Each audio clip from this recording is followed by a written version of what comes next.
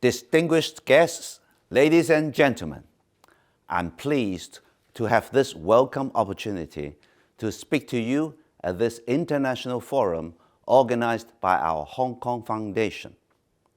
I would first like to start by congratulating our Hong Kong Foundation for organizing this very special event. The forum today is graced by a panel of high-power speakers and guests. Together, you will explore the means of capitalizing on Hong Kong's unique advantages to foster collaboration under the inspirational theme of connecting the world, Hong Kong's new opportunities and new future.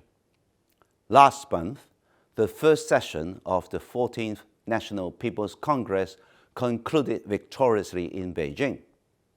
President Xi Jinping said, and I quote, "The long-term prosperity and stability of Hong Kong and Macau special administrative regions is indispensable to the building of a great China." The President added that we should fully, faithfully, and resolutely implement the policy of one country, two systems. President Xi's words speak to all of us. They tell us that the one country, two systems principle is Hong Kong's inspired means of making an indispensable contribution to the country as well as the international community. Ladies and gentlemen, the Hong Kong Special Administrative Region government is doing just that. Over the next few minutes, allow me to explain some of the policy areas and sectors we are working on to bring a new and brighter tomorrow for all. The first place to begin with is financial services. The National 14th Five-Year Plan looks to Hong Kong to enhance its status as an international financial center. That includes building on our strengths as the world's largest offshore renminbi center, international asset management center, and risk management center. It includes two deepening mutual access between the financial markets of the mainland of China and Hong Kong. Less than a month ago, Hong Kong and Guangdong convened the 23rd plenary of a high-level cooperation joint conference co-chaired by the Governor of Guangdong Province and myself. At the conference, we agreed to expand cooperation in several areas, including promoting mutual access between our financial markets. That mutual access is thriving, I'm pleased to say.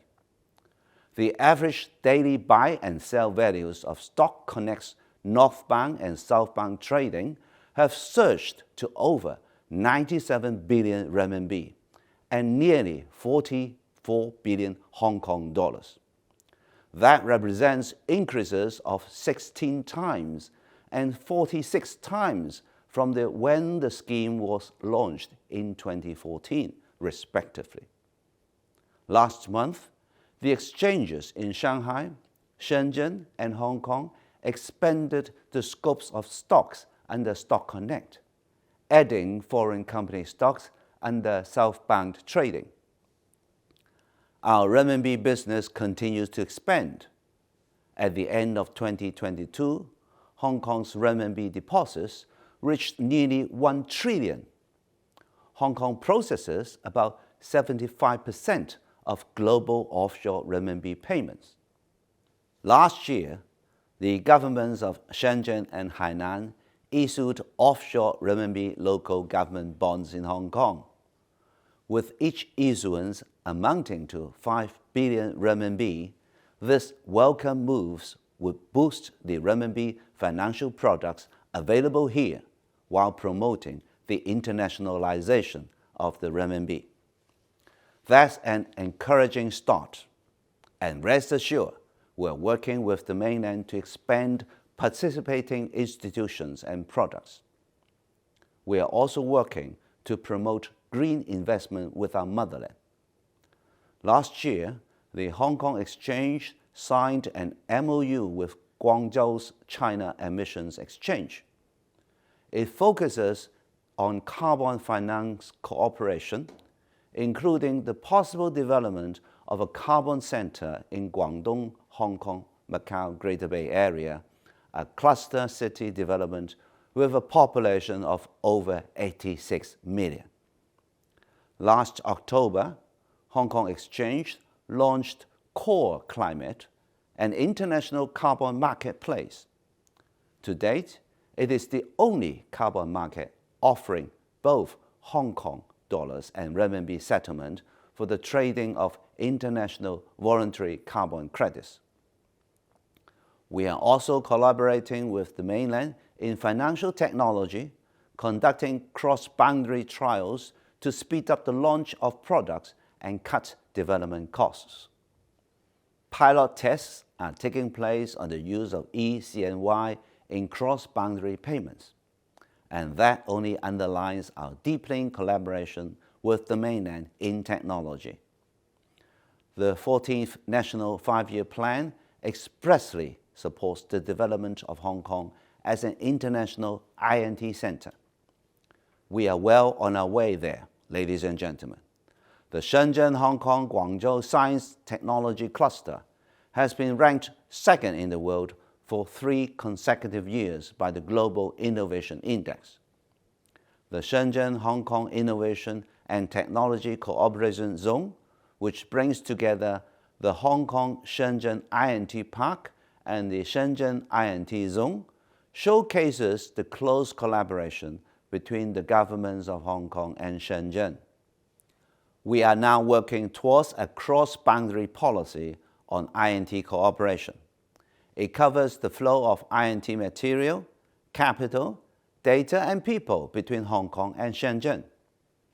Hong Kong and Shenzhen has also formally agreed to boost collaboration among our industry, academic, and research sectors. Earlier this year, Hong Kong and the mainland signed 3 cooperation agreements, including one with Guangdong, created to expedite the development of a smart city cluster.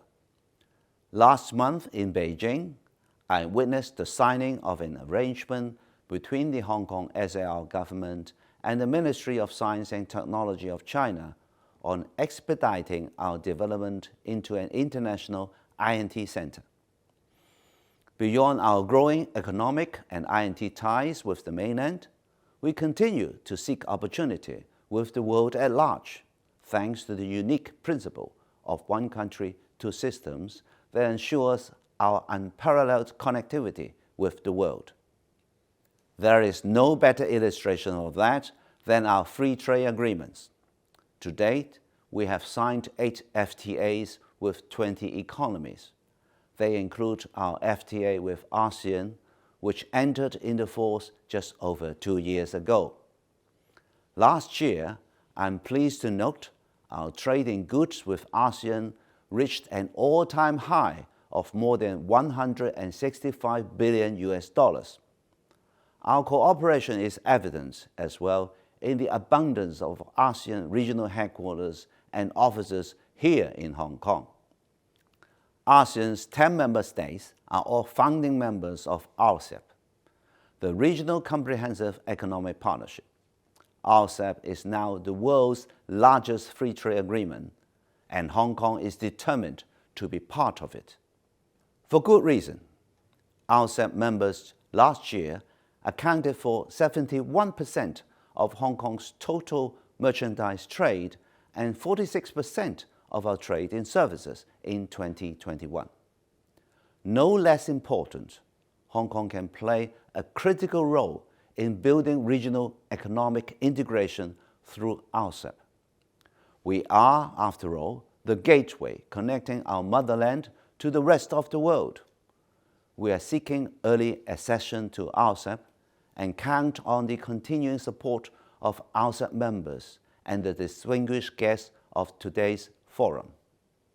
Beyond RCEP, updated commitments on trade in services under our FTA with Chile came into effect less than 2 weeks ago, and Hong Kong and Peru began negotiation towards an FTA at the end of January. Our international outlook is equally visible in our rise as a center of international legal and dispute resolution services in the Asia-Pacific. In that, too, we have the support of our country through the 14th Five-Year Plan. The Hong Kong Legal Hub, which opened in 2020, is now home to 26 local, regional, and international law-related organizations. The latest additions to the Legal Hub include the Asian African Legal Consultative Organization Hong Kong Regional Arbitration Center, which opened last May, and the International Organization for Mediation Preparatory Office, set up in February. Hong Kong is the only common law jurisdiction in China. Bestowed with a robust legal system and the rule of law, we are ranked among the world's top 3 most preferred seats for arbitration. It helps, too, that our arbitration ordinance is modeled on the United Nations Commission on International Trade Law Model Law, and that arbitral awards in Hong Kong are enforceable in more than 170 jurisdictions around the world. Just last month, Deputy Secretary for Justice Horace Cheung visited Europe. He also led a 30-person legal delegation to Bangkok to promote Hong Kong's diversified legal and dispute resolution services. The visits for law, finance, business and investment, culture and the creative industries, and much more will continue. My team and I believe in the power of communication and the value of cooperation. That's why I paid my first overseas visit this year to the Kingdom of Saudi Arabia and the United Arab Emirates in February. Together with a high-level delegation of Hong Kong business and professional leaders, we promoted our trade and cultural ties with the Middle East region. Communication and cooperation is equally important for deepening our integration into national development. That is why later this week, I will be leading a delegation comprising all members of the Hong Kong legislature to visit a number of cities in the Greater Bay Area. President Xi visited Guangdong earlier this month, highlighting the country's commitment in comprehensively deepening reform and expanding high-standard opening up in this pace-setter province of the country's modernization.